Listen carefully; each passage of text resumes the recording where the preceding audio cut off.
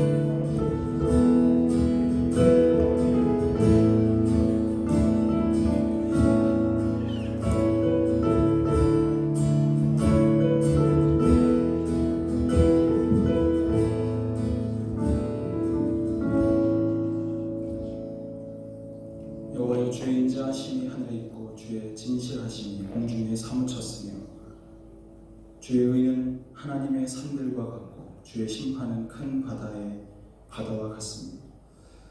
능력의 아버지 하나님, 정말 이 땅을 주관하시고 인도하시는 주님 앞에 우리가 함께 이 시간 예배합니다.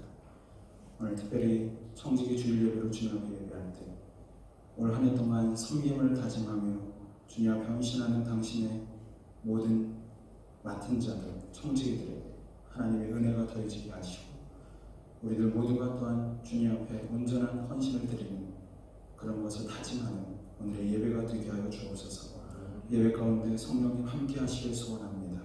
우리의 마음과 우리의 모든 생각이 주님께만 초점을 맞추고 주님께만 예배하는 이 시간 되게 하여 주옵소서. 그리하여 주님만 영광 받아 주시옵시고 우리의 찬양과 경배를 통해 우리의 예배가 하나님께만 온전히 연락되는 귀한 예배 되게 하여 주옵소서. 우리의 마음을 주님께 의탁합니다. 지나온 시간 하나님 우리가 살아가는 모든 삶의 자취에서 하나님이 함께 하셨음을 고백합니다. 우리의 가족이 오늘 이렇게 함께 주님을 예배할 수 있었음도 주님의 은혜 때문이었음을 고백합니다.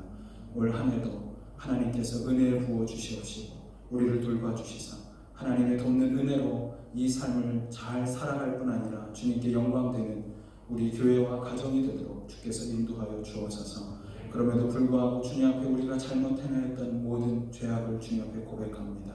우리의 마음의 음란함과 우리의 마음의 유혹에 빠지고 있었던 세상의 욕심과 하나님 우리의 그 눈에 하나님 보이는 것을 쫓고 있었던 우리의 모든 죄악들을 주님 앞에 고백하오니 그리스도의 보혈로 정결케 하여 주시옵시고 우리가 다시 죄악된 길에 걷지 않도록 우리에게 힘을 더하여 주시옵소서. 주님 앞에 영광된 삶 되기 위하여 날마다 하나님 앞에 내 자신을 쳐서 복종케 하는 귀한 삶이 되게 하여 주옵소서. 오늘 우리가 예배하며 주님 앞에 기도한 것처럼 이 땅에 있는 모든 사람들이 그리스도의 복음을 알게 하여 주시옵시고 주님께 마음을 돌이킬 수 있도록 인도하여 주시옵소서. 그래서 우리 몇몇 사람들 하나님 이민자들의 그런 믿음으로 하나님 우리가 오히려 이 나라를 하나님 영적인 정말 이끌어가는 우리가 씨앗이 되기를 소원합니다.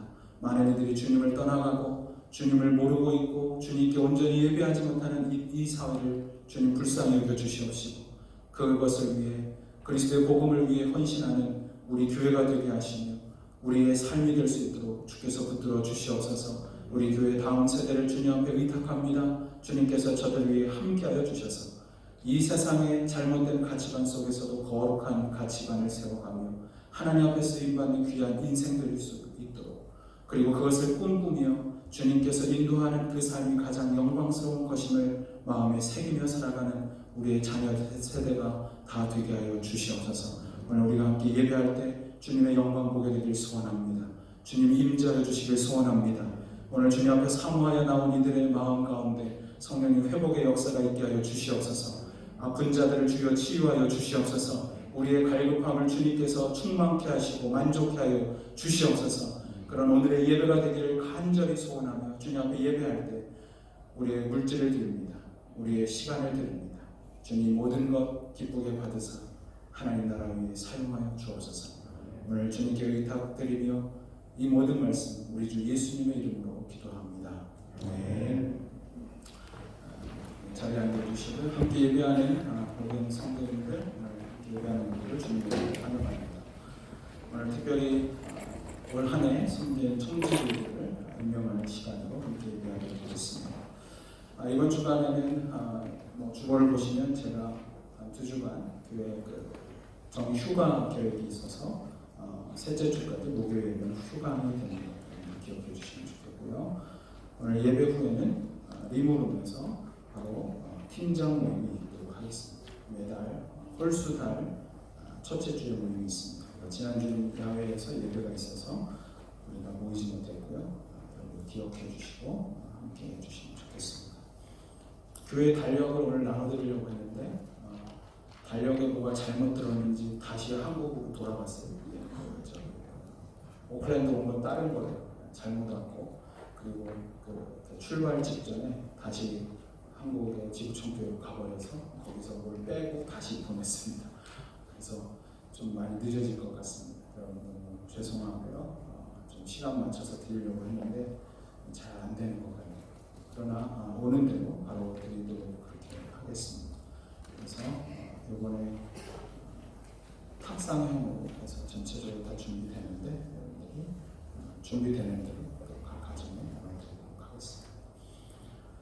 네, 오늘 여러분들 주보 안쪽에 보시면 우리가 청지기 오늘 한 해 섬기게 될 청지기들을 연결해 있습니다. 우리 한 해 동안 또 우리 교회를 위해서 섬기게 될 분들 우리 잠깐 자리에서 일어나 주시겠어요? 제가 여기 있는 분들을 다 호명하지 않겠습니다. 네, 이름이 있다 그러면 다 일어서시면 됩니다.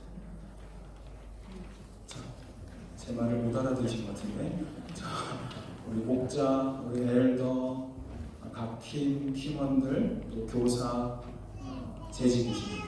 자, 우리 다음 자리에서 찬 벌떡 일어나주세요. 다 일어나셨습니다. 우리 옆에서 보시고 이분들이 우리 교회 또 한 해 동안 섬길 분들입니다. 특별히 또 올해랑 또 내년까지 엘더는 2년 동안 그렇게 섬기게 됩니다. 여러분들 우리 박수로 우리 한 해 동안 잘 섬겨 주십시오. 우리 격려해 주시면 좋겠습니다. 제가 오늘 서약을 하려다가 서약하면 엄청 부담을 느끼실 것 같아서 제가 오늘 서약서는 안 가져왔습니다. 그러나 제가 여러분 대신해서 여러분 축복하면서 기도하도록 하겠습니다. 잠깐 기도하겠습니다. 우리 가까이 계신 분들은 좀 손을 뻗어서 또 손을 몸에 대서 축복해 주시면 좋겠습니다.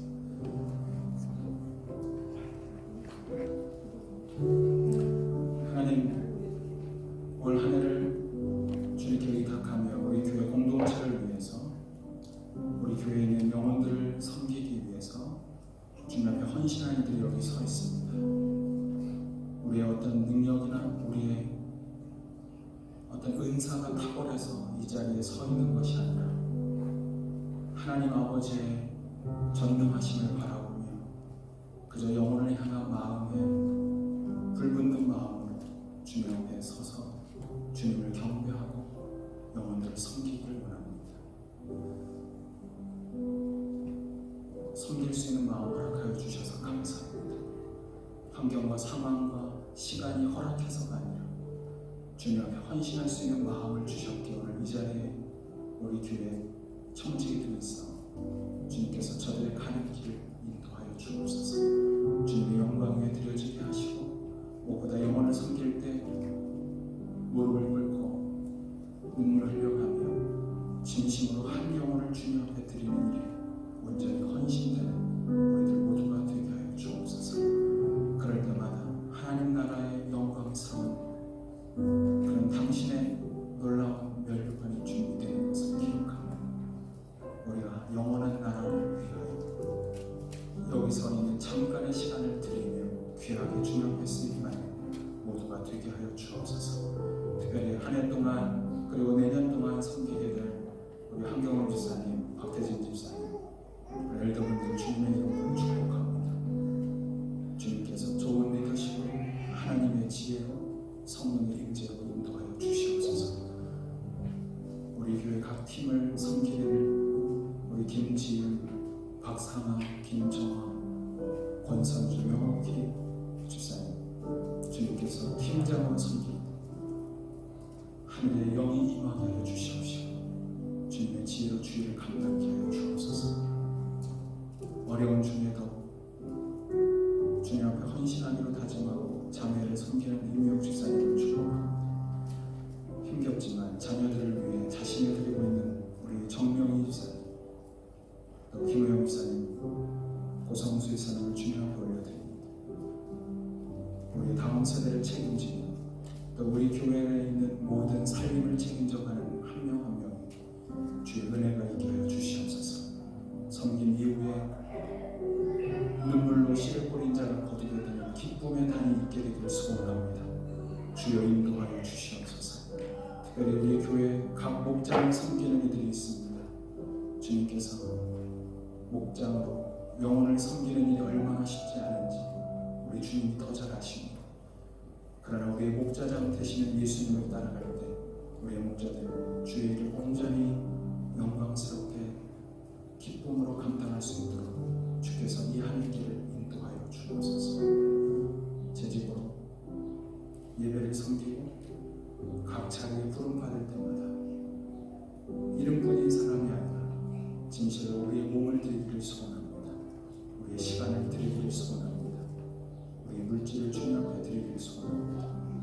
이것은 헌신이 아니라 십자가의 은혜에 대한 당연한 응답인 줄 알고 주님 앞에 드립니다. 주님께서 영광 받아 주시옵소서. 우리 교회 청지기들을 통해 주님 나라 임하고 하나님의 복음이 확장되는 놀라운 역사가 매일매일 더해져서 이 한 해 끝에는 주님께만 영광이 되는 우리 교회 모든 청지기들 다 되게 하여 주옵소서. 주님 앞에 이 모든 것 의탁드리며 우리 주 예수님 이름으로 기도합니다. 아멘. 다시 한번 우리 청지기분들 박수로 감사합니다. 오늘 우리에게 주시는 하나님의 말씀 사사기 6장 11절로 16절 말씀입니다. 제가 가진 성경 구약 성경 310페이지에 있는 사사기 6장 11절부터 16절까지 말씀을 제가 받들어 읽겠습니다. 여호와의 사자가 아비에셀 사람 요아스에게 속한 오브라에 이르러 상수리 나무 아래 앉으니라.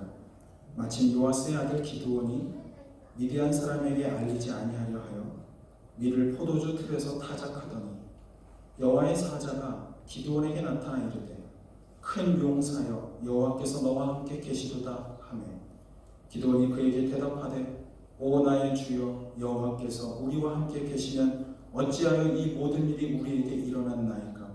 또 우리 조상들이 일찍이 우리에게 이르기를 여호와께서 우리를 애굽에서 올라오게 하신 것이 아니냐 한 그 모든 이적이 어디 있나이까. 이제 여호와께서 우리를 버리사 미디안의 손에 우리를 넘겨주셨나이다 하니 여호와께서 그를 향하여 이르시되 너는 가서 너의 힘으로 이스라엘을 미디안의 손에서 구원하라. 내가 너를 보낸 것이 아니냐 하시니라. 그러나 기드온이 그에게 대답하되 오 주여 내가 무엇으로 이스라엘을 구원하리이까. 보소서 나의 집은 므낫세 중에 극히 약하고 나는 아버지 집에서 가장 작은 자니이다 하니 여호와께서 그에게 이르시되 내가 반드시 너와 함께하리니 네가 미디안 사람 치기를 한 사람을 치듯 하리라 하시니라. 한 절 더 보겠습니다. 아래로 내려가셔서 24절 말씀 같이 한 목소리로 읽어볼까요? 시작. 기드온이 여호와를 위하여 거기서 제단을 쌓고 그것을 여호와 샬롬이라 하였더라. 그것이 오늘까지 아비에셀 사람에 속한 오브라에 있더라. 아멘.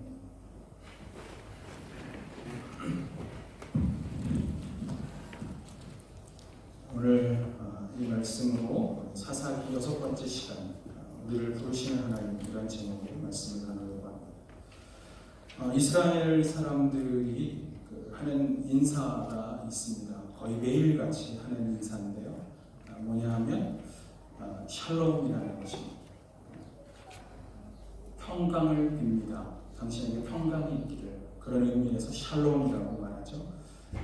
그러나 그 샬롬이라는 말은 사실은 굉장히 많은 의미를 담고 있어서 단지 평강이라고 말하기에는 좀 어려운 말이 됩니다. 그러나 그럼에도 불구하고 굉장히 많이 인사하는 것이 샬롬입니다. 우리로 치면 한국 사람들에게 안녕과 비슷한 거죠. 여러분, 한국 사람들이 안녕이라고 인사하잖아요. 왜 안녕이라고 인사한다고 알고 계신가요? 제가 어릴 때 우리 선생님들한테 배운 건 이겁니다. 우리나라가 안녕한 적이 한 번도 없었어요. 너무나도 전쟁이 많았다. 그래서 마음에 늘 평안할 안자, 그리고 또 뭔가 평안과 기쁨이 있기를 바라는 마음으로 서로에게 안녕이라고 인사한다. 여러분, 이스라엘 사람도 전쟁이 많았습니다. 그래서 평안한 적이 별로 없었습니다. 그들에게는 평화가 있기를 원하는 마음으로 서로에게 샬롬이라고 인사합니다. 우리 옆 사람한테 인사해볼까요? 여호와 샬롬 한번 해볼까요?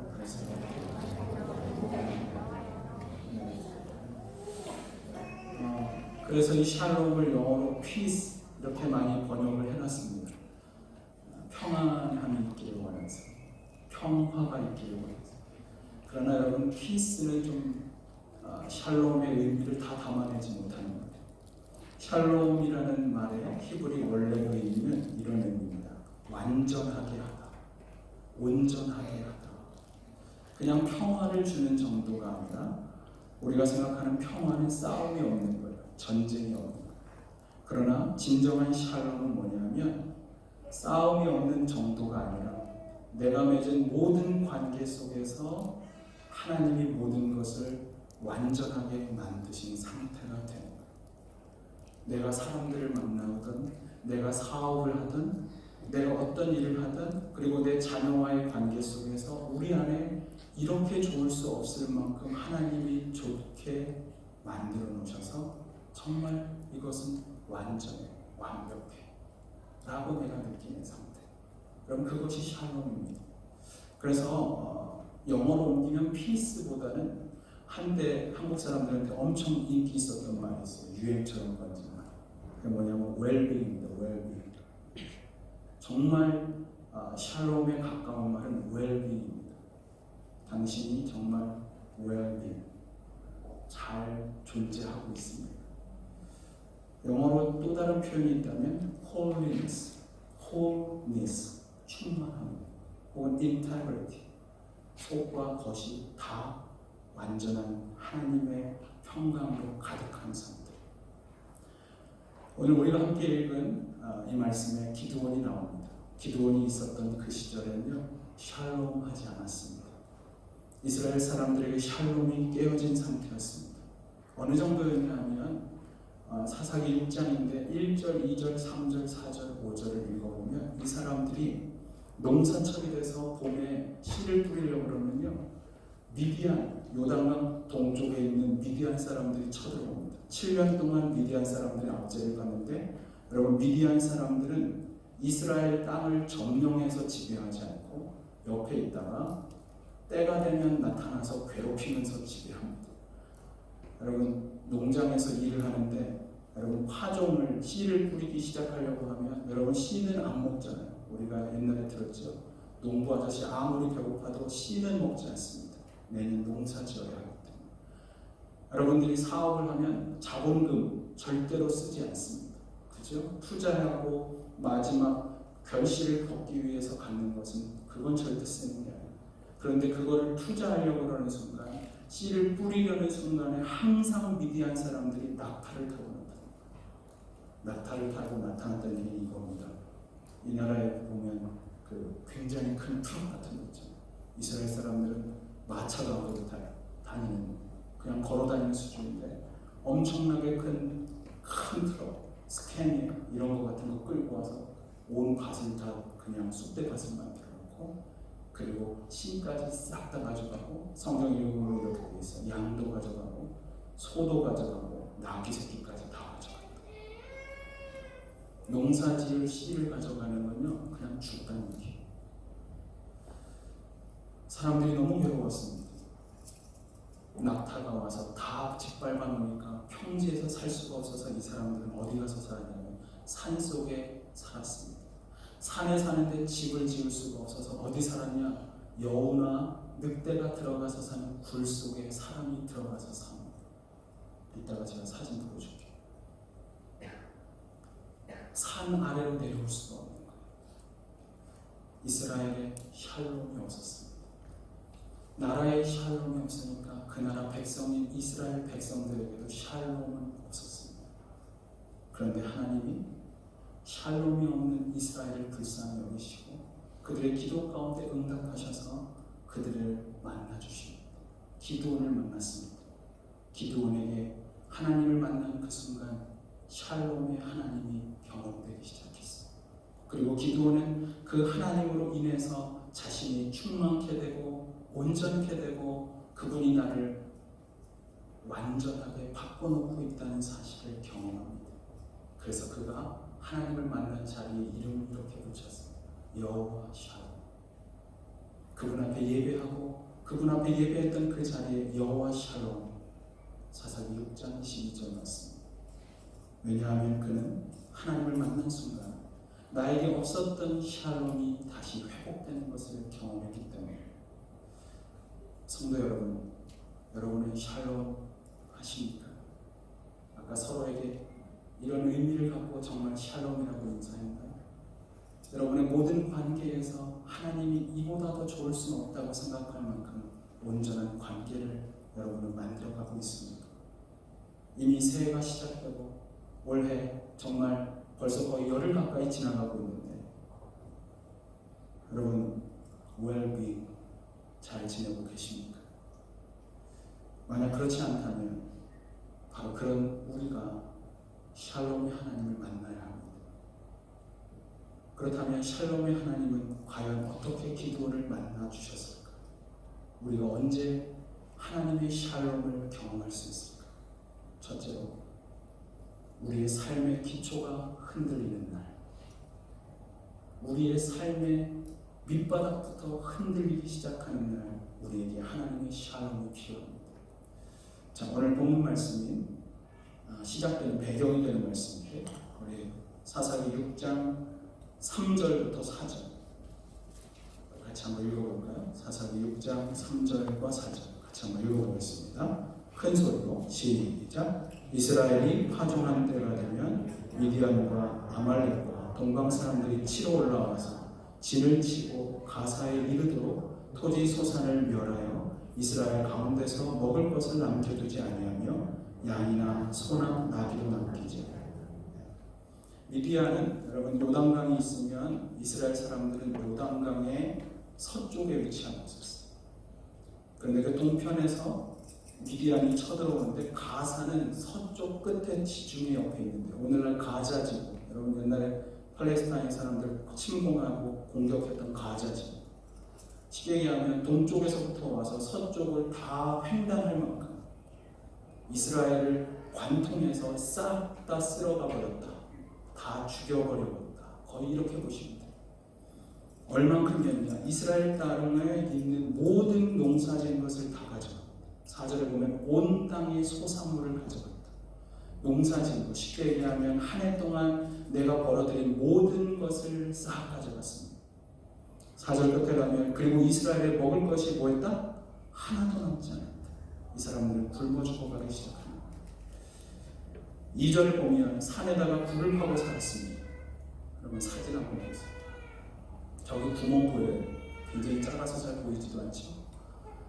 저기 이스라엘 고대 근동에 7, 8세기 사람이 살았던 흔적이 있는 굴입니다. 정서에 나중에 그 사회 문서가 발견된다. 저런 데 가서 사는 거예요. 여러분 저게 사람 살 때예요. 그러니까 왜 저기 가서 삽니까?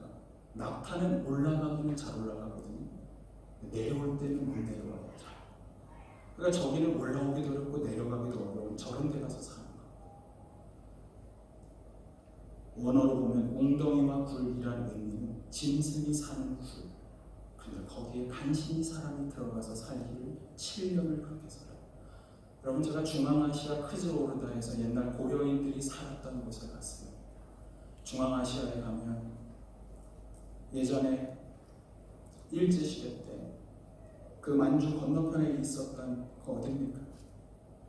갑자기 그 사할린 그쪽 근처에 여러분 스탈린이 들어와서 일본 사람들 같이 생긴 사람, 일본 첩자라고 생각하고 일본인과 비슷하게 생긴 사람들을 다 중앙아시아로 보내버렸어요. 밤에 갑자기 사람들 그 짐칸에다 다 실어서 보냈어요. 그때 우리 고려인들은 여러분 화장실도 가지 못하고 그 자리에서 용변 보고 그 자리에서 먹을 것이 없어서 자기 소변 받아 먹고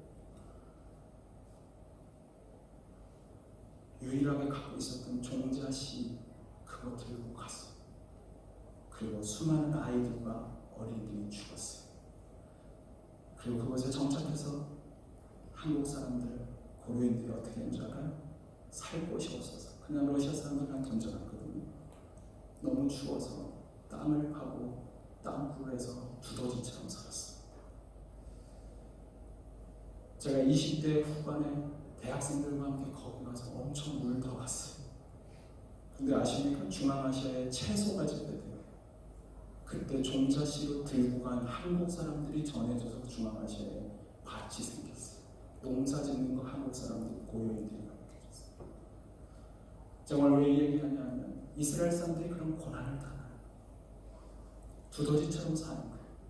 사람이라고는 볼 수 없는 삶을 살아가고 있어요. 여러분 자신의 삶을 생명을 가졌는데 인간 같지 않게 살아가는 삶. 내가 인간으로 태어났는데 인간 같지 않아 내가 봐도. 여러분 그때가 바로 하나님의 샬롬이 필요할 때. 그들의 삶은 다 망가졌어. 밥을 먹을 수도 없었고 먹고 사는 문제가 전혀 해결이 되지 않고 늘 불안했고 불안정했고 삶의 기초가 바닥부터 흔들기 시작해. 우리 자녀를 무슨 교육을 시켜 두더지처럼 사 생명 하나 유지하는 걸로 충분합니다. 여러분 저는 우리 중에서도 지난 한 해를 그런 두더지 같은 인생으로 살아가는 사람들이 있었을 거라고 생각해요. 내가 생명만 유지했지 아무것도 나에게는 생산적인 어떤 것이 없었던 사람.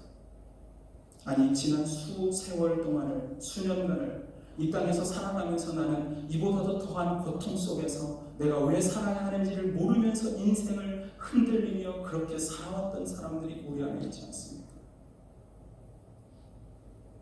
바로 그런 분들에게 저는 하나님의 샬롬이 임하게 되길 바랍니다. 그저 숨만 쉬면서 사는 인생. 살고 있지만 정말 내가 여기서 왜 살아야 하는지 모르면서 흔들리면서 사는 인생. 저는 신방다니다 가끔 그런 마음 때문에 너무 힘들 때가 있어요. 신방다닐 때는 괜찮은 것처럼. 그러나 차에 올라타서 울 때가 있었어요. 집에 와서 제 아내의 손을 붙잡고 운 적이 한두 번이 아니에요. 우리 교회 성도들에게 하나님을 주십시오.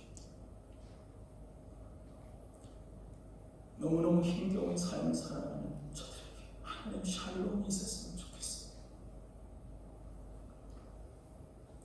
그러나 중요한 것은 이것입니다. 기도원이 살았던 그런 상황 속에서 샬롬의 은혜는 다시 말하면 이런 거예요. 다시 회복되는 거예요. 그러나 이 회복의 은혜는 여러분 저절로 주어지는 게 아니에요. 내가 지금 밑바닥부터 흔들리는 이유가 무엇인지 깨닫고 그것을 제거해야 돼요. 오늘 사사기 6장 1절에는 그 근본적인 기초부터 바닥부터 내 인생이 흔들릴 수밖에 없었던 이유가 설명이 됩니다. 사사기 6장 1절에 이렇게 써 있습니다.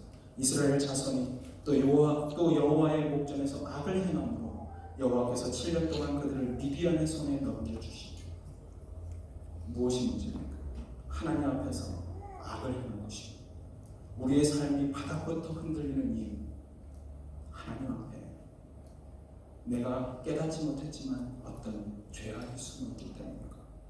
그래서 하나님은 우리 인생을 새롭게 빚어가고 만들어가기 위해 그 더럽고 추악한 것을 다 털어버리기 위해 우리 인생의 기초부터 뒤흔들고 있는 거예요. 너의 그 잘못된 성품을 바꾸라. 두더지처럼 살아라. 그렇게 살면서라도 너의 인생은 바뀌어야 한다고. 여러분 때로는 하나님께서 우리의 인생을 뒤흔드는 그 순간이 우리를 다시 만드시고 다시 새롭게 하기 위한 하나님의 채찍질이라는 사실을 아십니까? 그러나 중요한 것은 이것입니다. 하나님은 반드시 우리를 새롭게 하신다는 사실. 오늘 본문에서 중요한 것은 이거예요. 하나님 앞에 회개하고 정말 하나님 앞에 내 자신을 돌이키지 않는 한 우리는 변화될 수 없습니다. 내 인생의 진정한 변화는 그 흔들림의 이유가 내 죄악 때문인 것을 알고 하나님 앞에 부르짖는 것입니다. 오늘 사사기에 보면 6장 6절에 이렇게 말합니다. 이스라엘 자손이 여호와께 부르짖었다. 여러분 인간들은요 고난 당해야 그제서야 깨달아요. 여기 사사기에 있는 이 사람들 고난 당하니까 그제서야 깨닫는 거예요. 여러분 이 사람들하고 우리가 뭐 다를 것 같아요? 중요한 것은 이것입니다. 우리의 삶의 기초가 흔들릴 때 다른 어떤 것보다 내 무너진 터전 위에 엎드려 우리는 하나님 앞에 회개의 기도를 드려요. 새로운 한 해가 시작됐습니다. 이 한 해 새로운 한 해를 위해 여러분은 하나님 앞에 무릎을 꿇으셨습니다. 하나님께서 우리를 사용하지 않는 이유가 있습니다. 하나님은 교만한 자에게는 당신의 영광을 나타내지 않았어요. 그러나 겸손히 엎드리는 사람, 하나님 오히려 그런 사람을 쓰시고 주님 앞에 올 한 해를 위해 회개하셨습니다. 지나간 한 해와는 다른 인생을 살겠다고 과거를 털어버리는 하나님 앞에 회개의 기도가 부르짖음이 있으셨나요? 우리의 마음에서부터 정말 터져나와야 하는 한 가지 기도가 있다면 하나님께 영광을 구하는 게 아니라 먼저 그분 앞에 회개하는 것입니다. 바로 그때 하나님의 샬롬이 시작됩니다. 하나님의 샬롬이 언제 필요한가? 두 번째로 우리의 삶의 소망이 흔들릴 때 하나님은 당신의 백성들이 회개하고 부르짖자 그분의 구원의 손길을 펼치셨습니다. 우리 같이 한번 11절과 12절 말씀 한번 읽어볼까요? 사사기 6장 11절 12절 말씀 같이 읽습니다. 시작. 여호와의 사자가 아비에셀 사람 요아스에게 속한 오브라에 이르러 상수리 나무 아래 앉으니 마침 요아스의 아들 기드온이 미디안 사람에게 알리지 아니하여 밀을 포도주 틀에서 타작하더니 여호와의 사자가 기드온에게 나타나 이르되 큰 용사여 여호와께서 너와 함께 계시도다. 자, 11절에 보시면 지금 여호와의 사자가 상수리 나무에 앉았습니다. 아마도 기드온 곁에 가려고 가까이 다가왔겠죠. 그런데 마침이라는 말이 재밌는 거예요. 성경에 보면 하필이면 뭐 이런 거예요. 하필이면 기드온이 뭐 하고 있었습니까? 하나님이 메시지를 주기 위해서 딱 왔는데 하필이면 여러분 뭐 합니까? 하나님이 여러분에게 말씀하고 싶은데 마침 하필이면 기드온을 이러고 있었습니다. 미디안 사람들이 나를 볼까봐 두려워서 거기 보면 성경에 밀을 포도주 틀에서 타작하고 있습니다. 여러분 보통 이스라엘 사람들은 밀을 어디서 타작하냐 하면 여러분 사방이 다 튀어야지 바람이 많이 부는 곳에서 안 해봐서 모르는데 제가 어저께 설교 준비하다가 쉬면서 저희 집에 파가 씨가 너무 많아가지고 제가 그렇게 말리고 있었거든요. 제가 꼭 기둥 같은 짓을 하고 있었어요. 그거를 털 데 없는데 손으로 그걸 비비고 털었어요. 그래가지고 손에 염증이 생겼는데 그거를 이렇게 하면서 제가 느낀데 딱 성경이 집에 갑자기 바람이 확 부니까 그럼 그게 확 하늘로 날아가요. 제가 이 말씀을 드리냐면 여러분 집에 가서 한번 해보세요. 진짜 타작할 때는요 바람이 많아도 넓은 곳에서 한번 그림 보여주세요. 여러분 저기 보면 나귀 새끼 있죠? 나귀. 쟤는 나귀 언니가 아니고 나귀 새끼입니다. 작잖아요. 근데 저기 보면 뒤에 나무 판대기를 끌고 갑니다. 여러분 넓은 밀을 깔아놓고 저렇게 사람이 농부가 끌고 다니면서 바닥을 저 나무로 저렇게 이스라엘 사람들은 저렇게 밀을 타작해요. 평평한 곳이어야 되고 평지고 바람이 많은 곳이. 근데 그 안에 보면 잘 보이지가 않는데 여러분 포도주 틀이 보이세요? 저기 점성 표시된 거. 꼭 마구간에 있는 무슨 그 말 먹이통 같죠. 소 여물통. 쉽게 얘기하면 지금 기드온이 저렇게 넓은 데 가서 밀을 펼쳐놓고 나귀를 끌면서 타작하는 게 아니라 밀 몇 줌을 들고 포도주 틀에 저기 쪼그리고 앉아서 거기다 놓고 제가 어제 하던 식으로 손으로 비비면서 밀을 타작하고. 왜 그렇게 했어요? 미디안 사람들이니까. 여러분 저 포도주 틀은 어디에 있는 거냐 하면 산에 있습니다. 저기도 보면 지금 산에 있죠. 저 뒤에 있는 게 포도나무 밭이에요. 포도밭이에요. 여러분 포도밭에서 직접 가져다가 바로 그 자리에서 저기다 넣고 밟든지 뭐 하든지 해서 집을 짜는 거예요. 그러니까 넓을 필요가 없어요. 그리고 저건 산에 있는 거예요. 근데 왜 산에 있는 포도주 틀에서 지금 기드온이 밀을 저러고 있습니까? 배는 고파 죽겠는데 평지에 나갔다가는 미디안 사람들에게 잡힐 거니까 그가 두려운 나머지 저기서 저렇게 밀 껍질을 까는 거예요. 아마도 맨손으로 비비면서 까고 있었을지. 근데 중요한 건 이거예요. 그렇게 겁이 많고 연약한 사람인데 하나님께서 그에게 나타나셨습니다. 그리고 그에게 뭐라고 말했냐면 아까 12절에 보니까 큰 용사여 여호와께서 너와 함께 하십니다. 근데 놀라운 건 뭐냐면 하나님께서 기도를 쓰겠다라고 큰 용사여 이렇게 말하는 순간 다른 사람들보다 제일 놀라운 건 기도는 자기 자신이었어요. 아니 나 같은 사람을 그래서 14절과 15절에 보면 그가 이렇게 대답합니다. 우리 14절, 15절 같이 한번 읽어보겠습니다. 시작. 여호와께서 그를 향하여 이르시되 너는 가서 이 너의 힘으로 이스라엘을 미디안의 손에서 구원하라. 내가 너를 보낸 것이 아니냐 하시니 그러나 기드온이 그에게 대답하되 오 주여 내가 무엇으로 이스라엘을 구원하리이까 보소서 나의 집은 므낫세 중에 극히 약하고 나는 아버지 중에서 가장 작은 자니이다. 너무너무 두려운 나머지 그가 이렇게 말하지 않습니까? 15절에 보면 주님 도대체 내가 뭐라고 내가 무엇을 가지고 이스라엘 사람들을 구원하겠습니까? 여러분 하나님은 우리가 연약할 때 우리를 찾아오시는 것입니다. 우리가 낮은 마음을 갖고 있습니다. 기드온이 미디안 사람에 대해서 두려운 나머지 밀타작 마당에 나갈 수 없는 평지에 나갈 수 없어서 산에 숨어서 포도주 틀에서 그 몇 움큼 되지도 않는 밀 갖고 와서 그거 비비면서 간신히 그걸로 밥 한 끼를 때우려고 애쓰고 있는 그 연약한 모습, 스스로 보기에도 겁이 많고 연약한 사람, 형편도 열악한 환경에 있는 사람. 그래서 기드온이 이렇게 말하는 거예요. 주님, 내가 무엇이라고 이스라엘을 구원할 수 있습니까? 하나님, 저 아무것도 없어요. 저 학벌도 좋지 않고요. 저는 똑똑하지도 않고요. 저는 능력도 없고요. 돈도 없어요. 그럼 제가 무슨 이스라엘을 구원하겠습니까? 지금 이렇게 말하는 거예요. 여러분, 기드온은 지금 나라의 형편 때문에 자신의 마음에 낙심이 들고 있었어요. 중요한 것은 이것이 우리 주님은 우리가 연약할 때 우리에게 찾아오십니다. 우리가 너무나도 연약해서 우리의 미래를 꿈꿀 수 없는 그때 우리 주님이 우리를 찾아오시는 것입니다. 우리가 여러분 인생을 살다 보면 너무나도 힘든 나머지 때로는 내 미래에 대해서 꿈꿀 수가 없어. 내가 이런 인생으로 언제까지 살아야 하나? 내 마음의 깊은 상처 때문에 누군가 관계도 제대로 못 맺고 인생을 살아가고 뉴질랜드 땅에 와서 오히려 외톨이처럼 혼자 지내는 자기 자신을 보면서 더 괴로울 때 하나님 오십니다. 내 자신감을 잃어버리고 내 연약함과 두려움 속에서 머물러 있는 그 불안정한 형편을 하나님 앞에 잃어버릴 때 중요한 것은 이것입니다.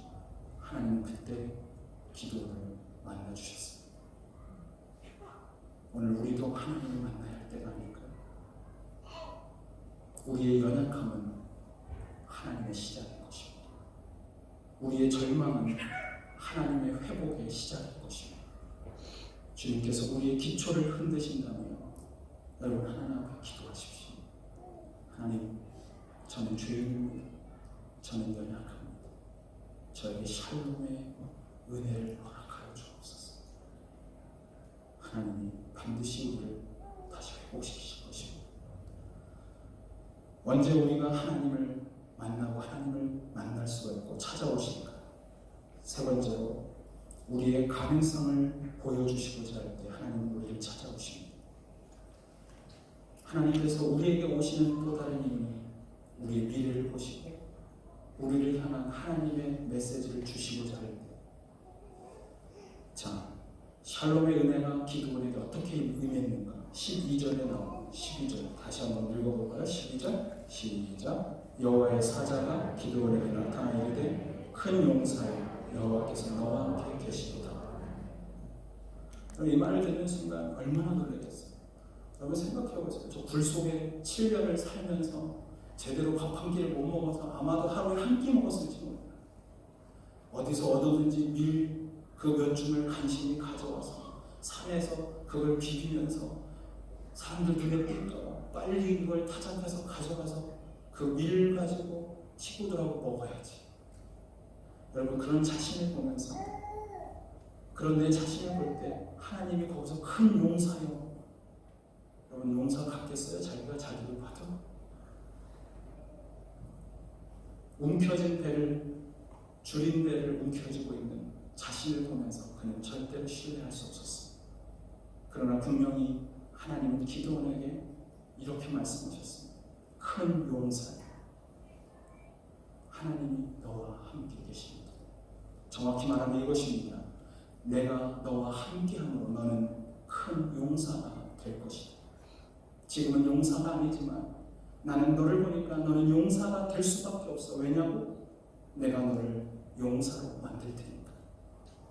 이것은 기드온을 향한 하나님의 기대고 기드온을 향한 하나님의 꿈이고 비전입니다. 여러분, 비전은 인간에게서 시작되지 않습니다. 때때로 우리가 아이들에게 한국 사람들은 젊은이여 비전을 가져, 열망을 가져 이런 말 많이 하는데, 여러분, 비전은 우리에게서 시작하는 게 아니에요. 비전은 하나님께로부터 받는 거예요. 내게서 시작하는 건 비전이 아니고 야망입니다. 중요한 것은 나는 내 형편을 보면 나는 야망도 꿈꿀 수 없었는데 하나님은 나를 향한 그분의 꿈과 비전으로 나에게 다가오실 때가 있다는 사실. 지금 하나님은 그래서 그를 부르는 것입니다. 하나님이 너와 함께합니다. 저는 하나님이 오늘도 우리를 향해서 동일하게 말씀하신다고 생각해요. 오늘 우리 젊은이들, 우리 모든 사람들에게 말합니다. 큰 용사여, 여호와께서 너와 함께 하십니다. 여러분, 이런 음성 들리십니까? 여러분, 그런 음성 언제 들어보셨어요? 하나님은 언제나 우리를 부르실 때 당신의 기대와 꿈을 가지고 우리를 부르세요. 우리는 사람은요, 내 겉모습 보고 내 오늘의 형편을 보면서 나를 판단합니다. 사람들, 야, 너 같은 게 뭘 할 수 있겠니? 너의 인생이 그래서 뭘 할 수 있겠니? 우리를 낙심시키는 게 사람들. 그러나 하나님은 우리의 오늘의 현재를 보지 않고 우리의 미래에 하나님께서 하실 꿈과 기대를 가지고 우리를 바라보시면서 말씀하시고 우리 안에 있는 숨은 포텐셜, 가능성을 보고 말씀하십니다. 여러분, 그 유명한 조각가 미켈란젤로가 다비드상을 만들지 않았습니다. 어느 날 그가 산에 올라갔을 때 수많은 사람들이 그냥 지나쳐버리고 밟고 지나가고 있었던 한 덩어리 큰 대리석 뭉치가 있었어요. 그런데 그때 그가 산에 올라가서 그곳에 지나가다가 그가 미친 사람처럼 웃으면서 그 돌덩어리를 보면서 이렇게 말했습니다. 다비드야, 다비드, 다비드가 나오는 것. 사람들이 볼 때는 아무것도 아닌 버려진 돌, 산속에 갇혀있는 돌, 쓰임받을 거라고는 전혀 생각하지 않았던 그 돌을 미켈란젤로가 바라볼 순간 거기서 위대한 작품인 다비드가 보이기 시작한 거예요. 그래서 그는 미친 듯이 웃으면서 기뻐하면서 이렇게 말했어요. 다비드야, 다비드, 다비드가 나오는 돌. 서로 여러분, 하나님은 우리 인생의 위대한 조각가라는 사실을 기억하십시오. 나는 오늘 형편이 없고 아무것도 아닌 존재로 보일지 모르지만 하나님은 우리 안에서 그분의 위대한 걸작을 만들어 가시는 분이 있습니다. 우리는 그분을 바라보는 것입니다. 우리의 위대한 조각가이신 하나님은 실패가 없으십니다. 그분은 단 한 번도 실패한 적이 없는 위대한 연금술사입니다. 내 인생의 실패가 내가 보기에는 실패고 절망일지 모르지만 그분의 손에서는 그 모든 것이 협력해서 우리를 향한 인생의 작품을 만들어가는 재료일 뿐입니다. 우리의 인생을 하나님은 오늘도 새롭게 비전하게 원하세요. 여러분, 나이 들었다고 꿈꾸지 마세요. 꿈꾸지 않는 분들이 있어요. 이미 50대만 되면 꿈이 없어요. 제가 이제 40대 중반 넘어갔거든요. 점점 꿈이 없어지는 거예요. 여러분, 비참한 거예요. 목사가 꿈이라고 하면 그 교회 어떻게 되겠어요? 네? 아버지가 꿈이 없어.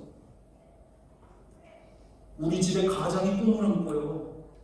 미래에 대한 계획이 없고 꿈이 없고 하나님이 주신 어떤 포텐셜, 가능성을 바라보면서 사람들을 바라보고 인생에 대한 새로운 꿈을 꾸지 않는다. 여기 우리 젊은이들 꿈꾸고 있습니다.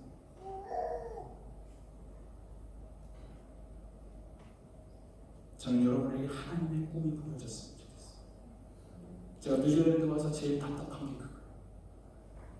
꿈꾸는 사람을 저는 잘 못 만나고 있는 것 같아요.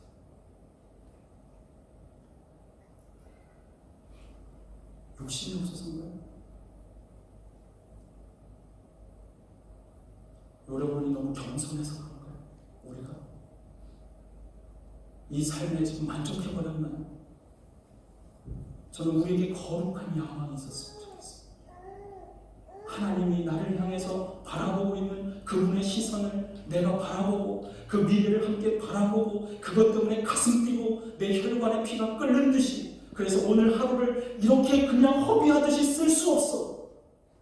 하나님은 영원한 나라를 위해 그분이 꿈꾸는 것을 내가 함께 바라보며 오늘을 나는 진짜 기가 막히게 하나님께 드리고 싶어. 저는 이런 사람들을 만나고 싶어요. 저는 우리 교회분들이 그랬으면 좋겠어요. 여러분, 이 세상에서 갖는 렌트 벗어나고 집 사고 뭐 이런 거 말고 하나님이 주시는, 하나님만이 줄 수밖에 없는 위대한 꿈을 꾸란 말이죠. 영혼을 살리기 위해 내가 힘들지만 그럼에도 불구하고 내 것을 헌신한 순간 하나님이 어떤 일을 하실까? 중요한 건 이것입니다.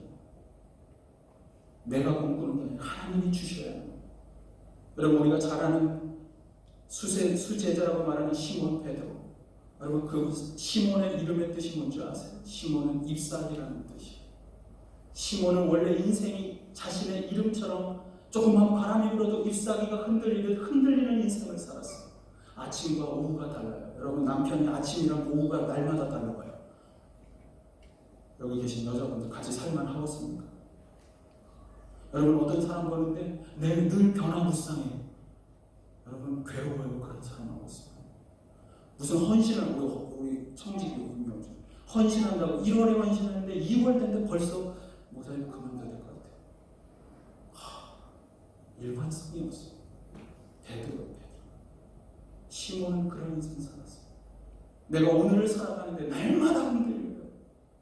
주의 만찬이 있던 날, 마지막 주님이 십자가 달리시기 직전 그분이 몸소 섬김을 보여주시던 날, 그는 너무너무 흥분했습니다. 예수님 그냥 저 온몸을 다 씻어주시죠. 발만 닦지 마요. 야, 너는 다 씻었어. 안 닦아도 돼. 그 다음에 뭐라고 말할 줄 아세요? 우리 주님이 이제 뭐 십자가를 향해 갈 걸 이야기하자. 그는 이렇게 말했어요. 당신이 죽는 그곳까지 나는 따라가겠습니다. 베드로가 따라하는 것 같습니다. 그러나 같이 죽겠다고 말해놓고 죽지 않았습니다. 닭을 울기 전 3번 자신이 그분의 제자인이라는 사실을 저주하며 그는 배신했습니다. 그는 여전히 시몬이었어요. 흔들리고 있었어요. 그런 그를 향해서, 그런 인생을 살 거를 이미 다 알고 계셨던 예수님은 오셔서 이렇게 말하지 않았습니까? 네가 장차 게바, 베드로라고 할 것이다. 여러분, 게바라는 말은 시리아어예요. 지금의 시리아. 예수님 당시에 사람들이 많이 쓰던 말. 그리고 베드로라는 말은 그리스 말입니다. 그리크, 헬라어. 근데 그 뜻은 둘 다 똑같아요. 락, 육중하고 거대한 바위, 아무도 흔들 수 없는 바위, 모든 것의 기초가 되는 바위. 이렇게 잎사귀처럼 날마다 흔들리고 있는 베드로를, 시몬을 보면서 우리 주님은 그를 통해 예수 그리스도의 교회의 기초가 세워질 것을 바라보았습니다. 그리고 그를 향해 베드로라고 말합니다. 여러분, 베드로는 글자도 제대로 공부한 적이 없어요. 그래서 베드로 전서 후서를 어떻게 썼는 줄 알아요? 말하면 제자가 받았었어요. 글도 모르는 사람, 어부 출신, 인간적으로는 전혀 쓰임받을 것 같지 않은 그 사람. 그러나 유세비우스 역사 기록에 의하면 그는 마지막 로마에서 그리스도의 복음을 함께 전했습니다. 복음서에 보면 그에게 아내가 있지 않았습니까? 그곳에도 아내가 함께 있었어요. 복음을 전하는 날 아내가 먼저 죽음을 앞두고 있었습니다. 네가 예수를 부인하면 너를 살려주겠다. 그때 남편이었던 베드로는 뒤에서 이렇게 외쳤습니다. 사랑하는 아내여, 이 시간 당신이 기억해야 될 것은 딱 하나, 우리를 위하여 죽으신 예수 그리스도, 그리스도만을 생각하시오. 그는 오히려 자신의 아내에게 죽음으로써 하나님 앞에 인생을 드릴 순교를 부탁하고 있었습니다. 그리고 사랑하는 아내가 생명을 들여 순교하는 것을 지켜보고 그 다음 자신의 순서가 되었을 때 그는 처형하려는 사람에게 이렇게 말했습니다. 유세비우스는 이렇게 기록합니다. 내가 어떻게 예수 그리스도가 죽으신 것처럼 바른 모습으로 십자가에 달려 죽을 수가 있겠는가? 나를 거꾸로 매달아 주시오. 나는 단 한 번도 그분 앞에 흔들림 없는 인생을 살아본 적이 없어. 마지막 그분 앞에 최선을 드리고 싶습니다.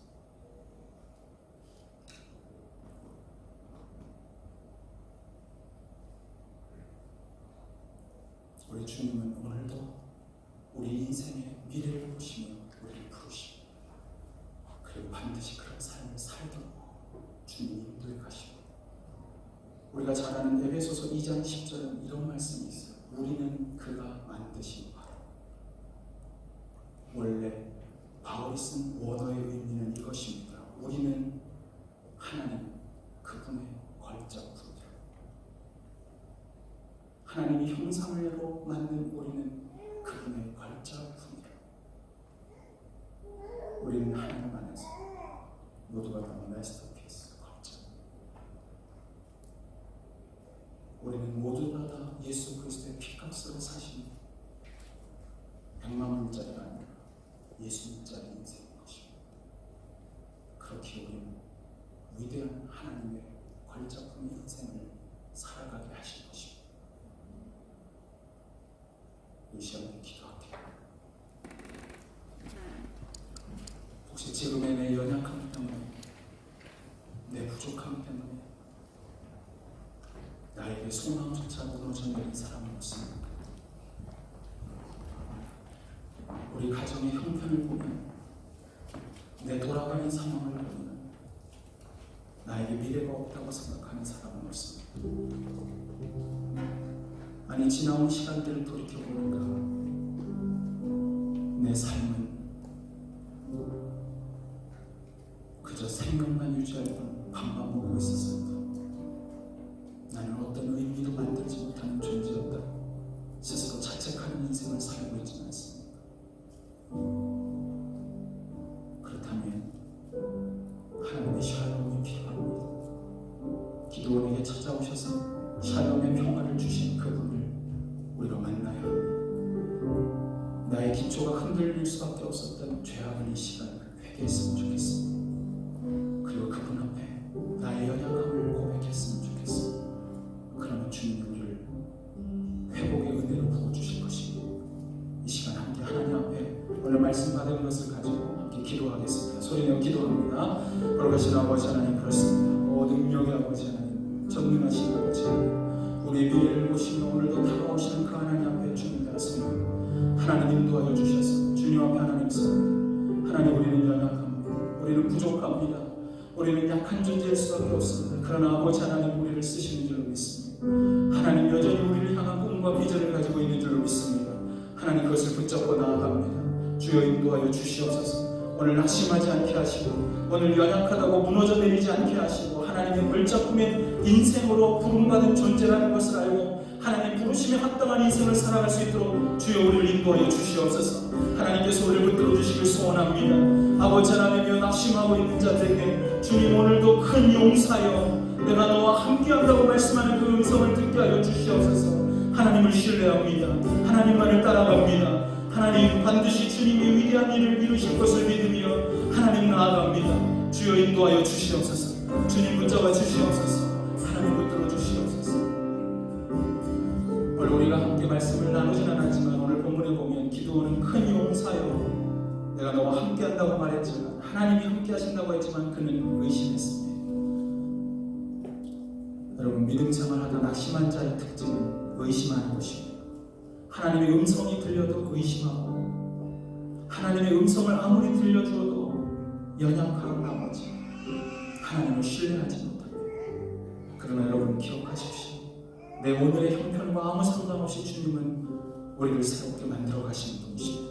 중요한 것은 그 하나님의 기대로 나를 바라보는 것, 하나님의 꿈을 내가 갖는 것입니다. 아직까지도 내 인생은 하나님 앞에 쓰임받을 수 있는 인생이라는 것을 기억하십시오. 주님은 우리를 쓰실 것입니다. 주님은 우리를 신뢰하는 그만큼 하나님께서 일하실 것입니다. 중요한 건 우리의 신뢰. 우리 이 시간 한번 기도할 텐데, 하나님, 제 인생을 하나님 써주십시오. 주님께서 붙들면 얼마든지 쓰임받는 줄로 믿습니다. 우리 가정을 써주십시오. 하나님이 우리의 자녀들을 써주십시오. 하나님 권능의 손으로 인도하여 주십시오. 진짜 간절한 마음, 이 시간 여러분 옆에 있는 가족들의 손을 붙잡고 우리 이 시간에 기도하시겠습니다. 거룩하신 아버지 하나님, 그렇습니다. 하나님께서 인도하셨습니다.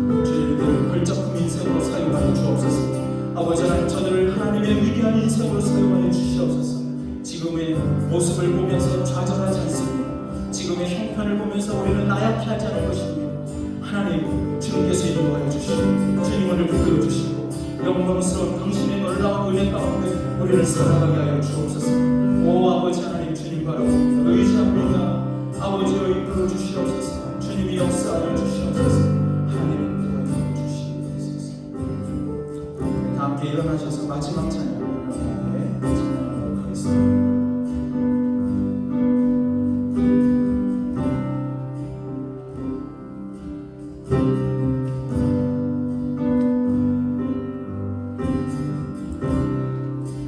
모든 상황 속에서 주를 찬양할지라 주를 찬양할지라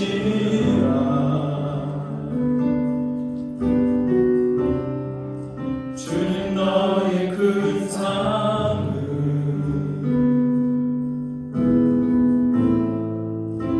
큰 도움이시라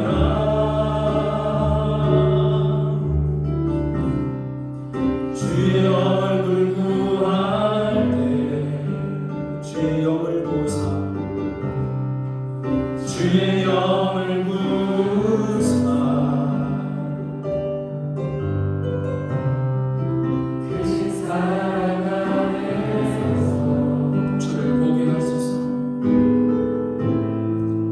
주를 보게 하소서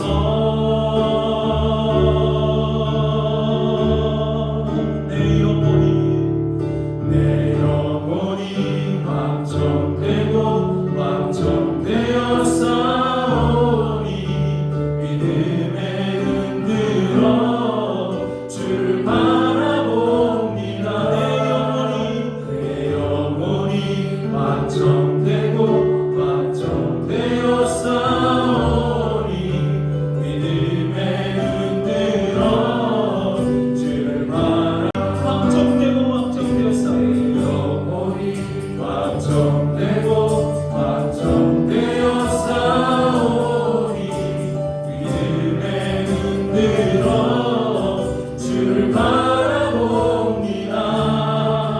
내 영혼이 확정되고 확정되어 싸우니 믿음에 흔들어 주를 바라봅니다.